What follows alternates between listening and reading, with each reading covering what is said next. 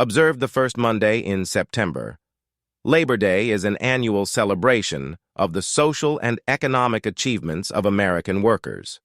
The holiday is rooted in the late 19th century, when labor activists pushed for a federal holiday to recognize the many contributions workers have made to America's strength, prosperity, and well-being.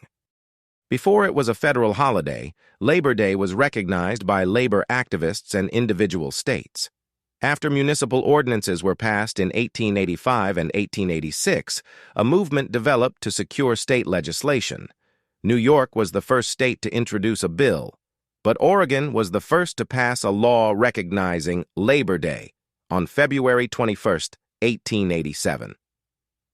During 1887, 4 more states, Colorado, Massachusetts, New Jersey, MBSP, and New York, passed laws creating a Labor Day holiday. By the end of the decade, Connecticut, Nebraska, and NBSSP and Pennsylvania had followed suit. By 1894, 23 more states had adopted the holiday, and on June 28, 1894, Congress passed an act making the first Monday in September of each year a legal holiday.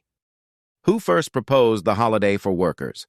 It's not entirely clear, but 2 workers can make a solid claim to the founder of Labor Day title.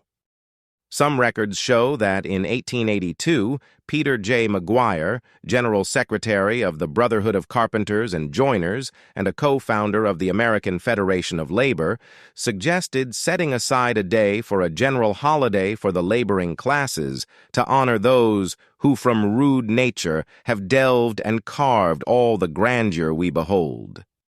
But Peter McGuire's place in Labor Day history has not gone unchallenged. Many believe that machinist Matthew McGuire, not Peter McGuire, founded the holiday. Recent research seems to support the contention that Matthew McGuire, later the Secretary of Local 344 of the International Association of Machinists in Paterson, New Jersey, proposed the holiday in 1882 while serving as Secretary of the Central Labor Union in New York. According to the New Jersey Historical Society, after President Cleveland signed the law creating a national Labor Day, the Paterson Morning Call published an opinion piece stating that the souvenir pen should go to Alderman Matthew McGuire of this city, who is the undisputed author of Labor Day as a holiday.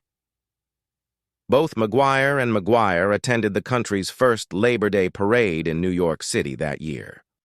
The first Labor Day holiday was celebrated on Tuesday, September 5, 1882 in New York City, in accordance with the plans of the Central Labor Union.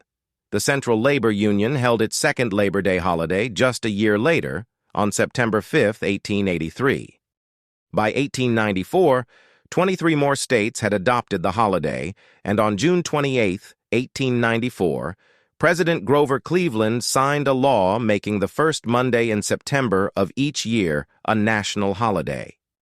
Many Americans celebrate Labor Day with parades and parties, festivities very similar to those outlined by the first proposal for a holiday, which suggested that the day should be observed with a street parade to exhibit the strength and esprit de corps of the trade and labor organizations of the community, followed by a festival for the recreation and amusement of the workers and their families.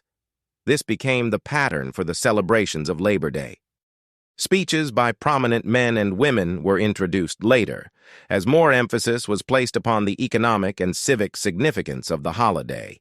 Still later, by a resolution of the American Federation of Labor Convention of 1909, the Sunday preceding Labor Day was adopted as Labor Sunday and dedicated to the spiritual and educational aspects of the labor movement.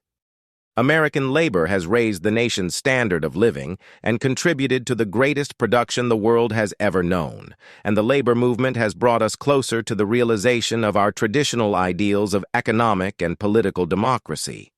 It is appropriate, therefore, that the nation pays tribute on Labor Day to the creator of so much of the nation's strength, freedom, and leadership, the American worker.